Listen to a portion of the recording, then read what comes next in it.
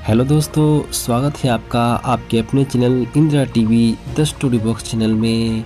आज हम Indira TV the story box channel के माध्यम से दिल्ली सल्तनत की पहली महिला शासक रजिया सुल्तान के जीवन के कुछ अंश को ही समेटने की कोशिश की है।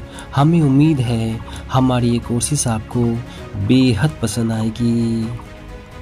आप देख रहे हैं Indira TV the story box. तो आइए हम जानते हैं रजिया सुल्तान के जीवन के सभी पहलुओं को। रजिया सुल्तान का प्रारंभिक जीवन और पृष्ठभूमि। रजिया सुल्तान लगभग 1205 से 1240 ईस्वी उनका शासनकाल माना जाता है। दिल्ली सल्तनत की पहली और एकमात्र महिला शासक थी। उनका पूरा नाम सुल्तान रजियात उद दुनिया वाह उद दीन था। उन्हें रजिया अल दीन के नाम से भी जाना जाता है। रजिया सुल्तान का जन्म और पारिवारिक जीवन। उनका जन्म भारत में ममलुक गुलाम राजवंश के शासक सुल्तान समुद्दीन इल्तुमिश के घर हुआ था। रजिया की मां का नाम तुर्कन खातून था। उनके बारे में बहुत अधिक ऐतिहासिक जानकारी नहीं मिलती, लेकिन उन्हें मलिकाए जहां कहा जाता था। संभवतः वह इल्तुमिश की मुख्य पत्नी या सुल्तान की मनपसंद बेगम रही होंगी।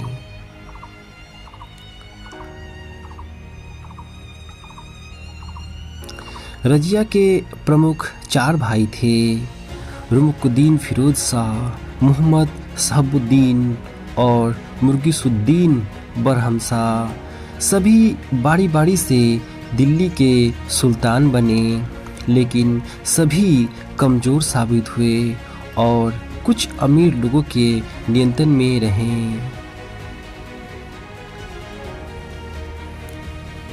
रजिया सुल्तान 3 भाइयों में इकलौती और सबसे काबिल थी। रजिया सुल्तान का बचपन का नाम हफ्सा मुइन था, लेकिन सभी उसे रजिया कहकर ही पुकारते थे। उनके पिता इल्तुमिश ने रजिया सुल्तान की प्रतिभा को बचपन में ही भांप लिया था और उन्हें भी अपने बेटों की तरह ही सैन्य प्रशिक्षण दिया एवं उसके अंदर एक कुशल प्रशासक बनने की सभी गुण विकसित किए थे। अन्य राजकुमारियों की विपरीत रजिया को अपने पिता से प्रशासन, युद्ध और राज्य के मामलों में भी प्रतिष्ठित किया था, जो उन्हें अपने भाइयों की तुलना में अधिक सक्षम मानते थे।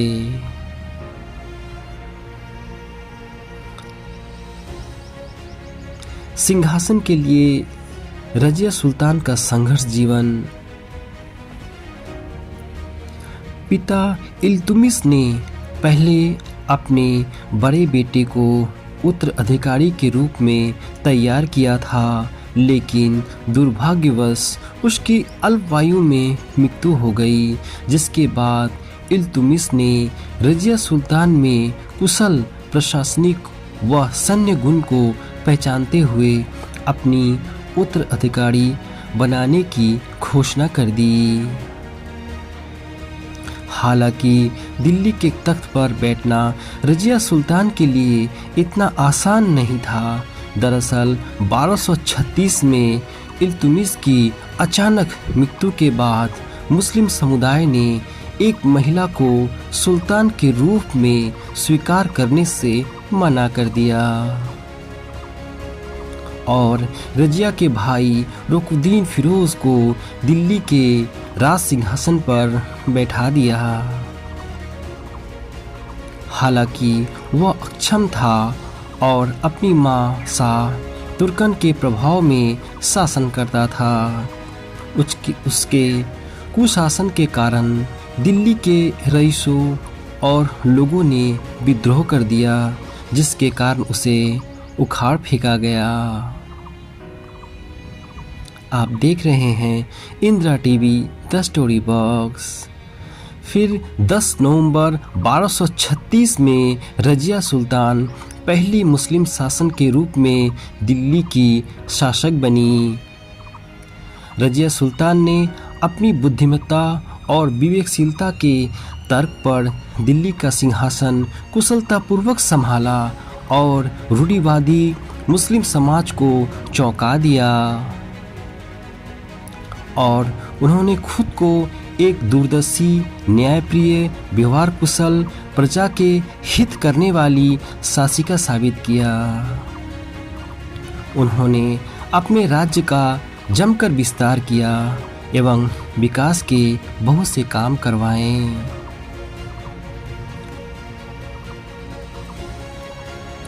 गद्दी संभालने के बाद रजिया ने रीति रिवाजों के विपरीत पुरुषों की तरह सैनिकों का कोट और पगड़ी पहनना पसंद किया। साथ ही युद्ध में बिना नकाब पहने शामिल होने लगी। रजिया सुल्तान ने पुरुष भेष धारण करके युद्ध में हाथियों की सवारी करके और स्वयं सेना का नेतृत्व करके कई परंपराओं को तोड़ा। उसने सुल्ताना रानी की उपाधि त्याग दी और सुल्तान यानी शासक कहलाना पसंद किया। आप देख रहे हैं Indira TV the story box. Razia Sultan के महत्वपूर्ण काम एवं उपलब्धियां। दिल्ली के सिंहासन पर बैठने वाली पहली मुस्लिम महिला शासक रजिया सुल्तान एक कुशल प्रशासक थी, जिन्होंने एक आदर्श शासन की तरह अपने राज्य में विकास के काम किए। उन्होंने न सिर्फ अपने उत्तम सैन्य कुशल के बल पर दिल्ली को सुरक्षित रखा, बल्कि अपने राज्य की कानून व्यवस्था को दुरुस्त किया। शिक्षा को बढ़ावा देने के लिए कई स्कूल, कॉलेजों एवं सैनिक संस्थानों का निर्माण कराया।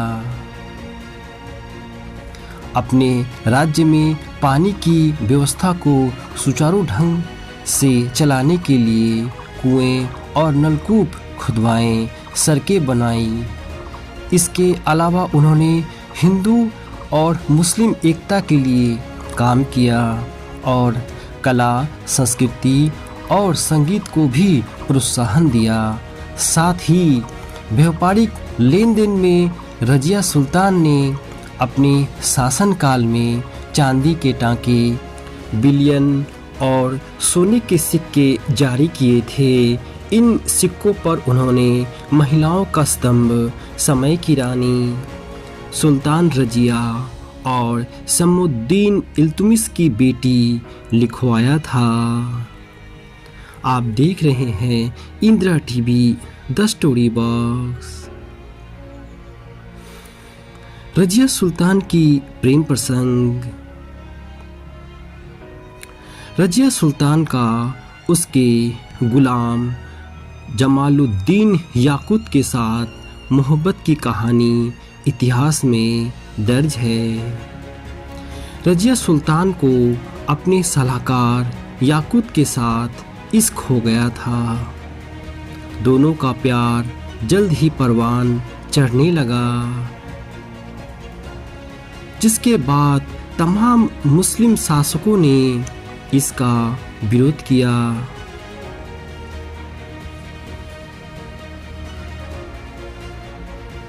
कुछ इतिहासकारों का मानना है कि रजिया और याकूत एक अफ्रीकन हसीदास के बीच सिर्फ गहरी मित्रता थी, जिससे तुर्की अमीर नाराज थे। हालांकि उनके प्रेम संबंध को लेकर कोई ठोस ऐतिहासिक प्रमाण नहीं है।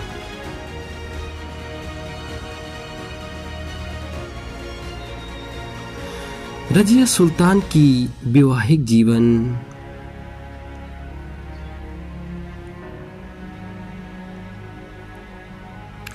रजिया सुल्तान का उसके गुलाम जमालुद्दीन याकूत के साथ मोहब्बत की कहानी उसकी पूरी सल्तनत में फैल चुकी थी, जिसके बाद तमाम मुस्लिम शासकों ने इसका विरोध किया था। वहीं भटिंडा के गवर्नर इख्तियार अल तुनिया भी रजिया सुल्तान की खूबसूरती के कायल थे और वे किसी भी हाल में उसको पाना चाहते थे। साथ ही दिल्ली पर भी अपना कब्जा जमाना चाहते थे, जिसके चलते अल तुनिया कई अन्य विद्रोही के साथ मिलकर दिल्ली पर हमला बोल दिया। रजिया और अल तुनिया के बीच युद्ध हुआ, जिसमें याकूत मारा गया और रजिया को बंदी बनाकर लाया गया। मरने के डर से रजिया अल तुनिया से शादी करने को तैयार हो गई।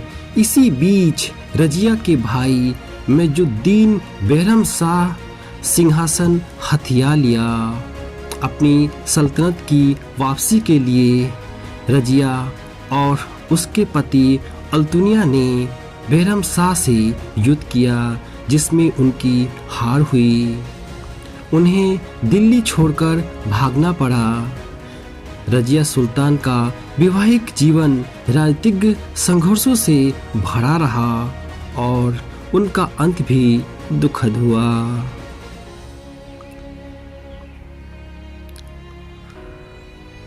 रजिया सुल्तान की मृत्यु।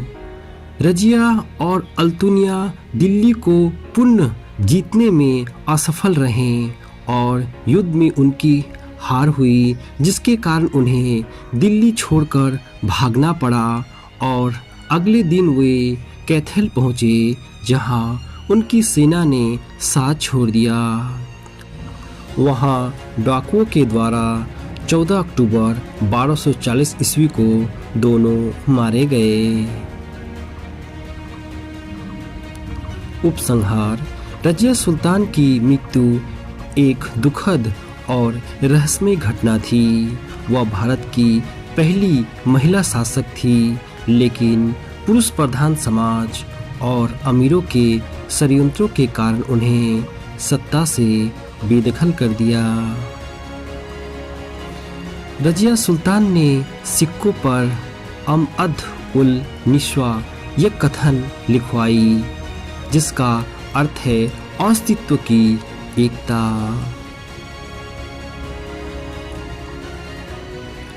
यदि रजिया के एक स्त्री होने के नाते उसके शासन को व्यर्थ बताया जाता है, तो सिक्कों पर अंकित उल्लेखित यह उक्ति नहीं लिखी होती। भले ही उनका शासनकाल अल्पकालीन था, लेकिन उन्होंने इतिहास के पन्नों में एक अमिट छाप छोड़ी है, जो हमेशा याद की जाएगी।